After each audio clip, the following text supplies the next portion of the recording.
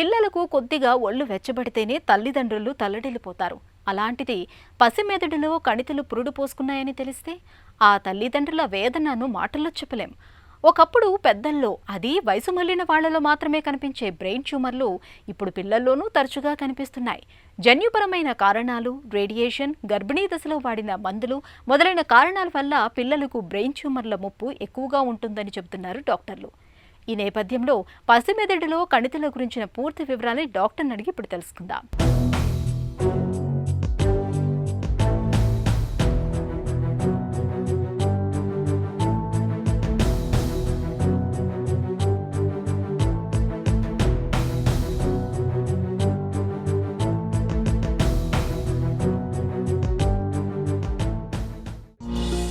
పసి మెదడులో కణితులు ఎన్ని రకాలుగా రావచ్చు?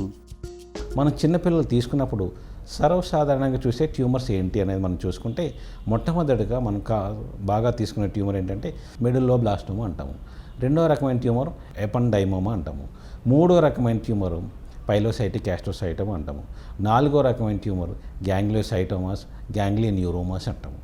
మొట్టమొదటిగా మనం బాగా చూసే ట్యూమర్ ఏంటంటే మెడుల్లోబ్లాస్టోమా అంటాం. మెడుల్లోబ్లాస్టోమా అనేది ఒక రకమైన క్యాన్సర్ ట్యూమరు. ఇది వచ్చిందంటే అది గ్రేడ్ 1 నుంచి గ్రేడ్ 4 వరకు ఉంటుంది. ఈ ట్యూమర్ అనేది క్యాన్సర్ లాగా ఉంటుంది కాబట్టి ఇది మనం ఇందాక చెప్పుకున్నట్టు బ్రెయిన్ స్టెమ్లో 4th వెంట్రికల్ అనే ఒక నీటి గది ఉంటుంది కదా, ఆ నీటి గదిలో సర్వసాధారణంగా ఇప్పుడు 100 మందిని చూస్తే అందులో 90 మందికి అక్కడే వస్తుంది ఈ మెడుల్లోబ్లాస్టోమా. అట్లా కాకుండా వేరే ప్లేస్లో కూడా ఈ మెడుల్లోబ్లాస్టోమా అని వస్తుంది.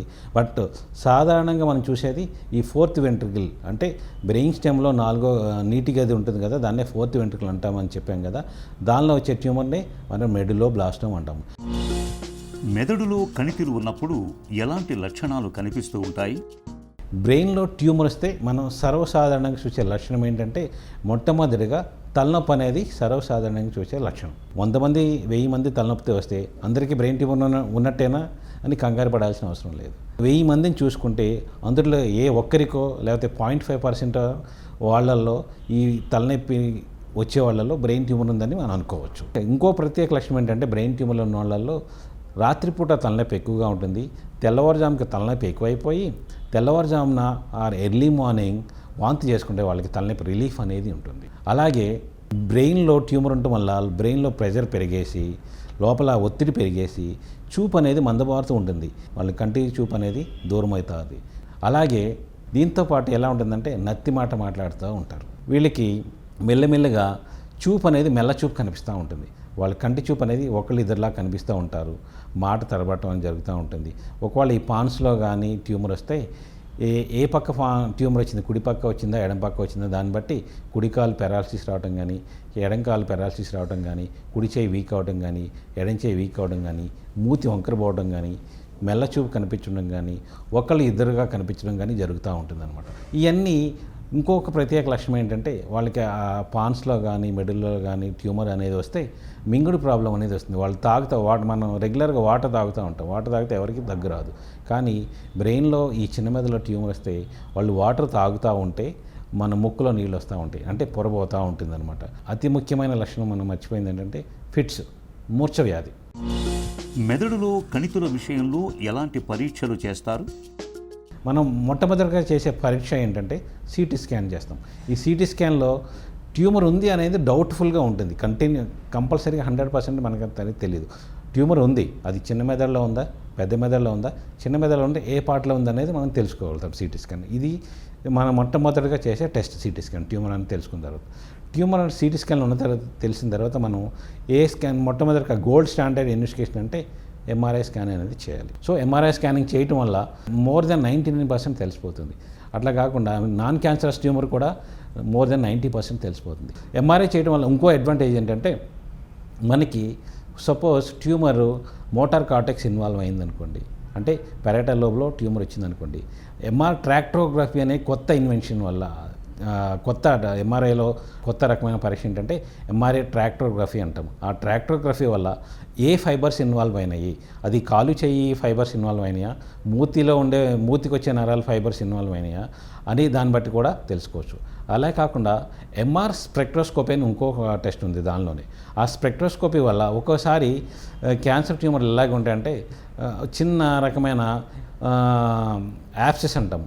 అంటే యాప్సెస్ అంటే ఇన్ఫెక్షన్ వల్ల కూడా చిన్న నీటి క్యావిటీ లాగా నీటి బుడగలాగా ఉంటుంది.